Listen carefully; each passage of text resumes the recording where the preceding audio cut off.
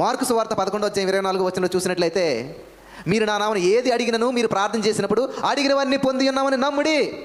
ఈ వచనం చదివాక నా జీవితం మారిపోయింది. అడిగినవన్నీ పొంది ఉన్నామని నమ్ముడు అంటే, ప్రపంచంలో ఏ ప్రార్థన అయినా యేసు నామములో అడుగుతున్నాం తండ్రి ఆమేన్. ఏ ఊరికి వెళ్ళినా, ఏ ప్రార్థనకి వెళ్ళినా, ఏ సభలకు వెళ్ళినా చిట్ట చివరి ప్రార్థన యేసు నామములో అడుగుతున్నాం తండ్రి ఆమేన్. మరి ఇదేంటి మార్కు 11:24 ఉన్నది? మీరు అడిగినవన్నీ పొంది ఉన్నామని నమ్ముడి.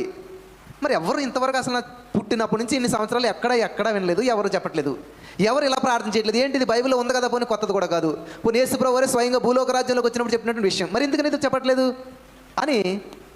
నేను అలా కాదు, నేను అలా చేయను, అందరిలో నేను ఎందుకు చేయాలి అని చెప్పి మార్చేసిన ఆ రోజు ప్రార్థన.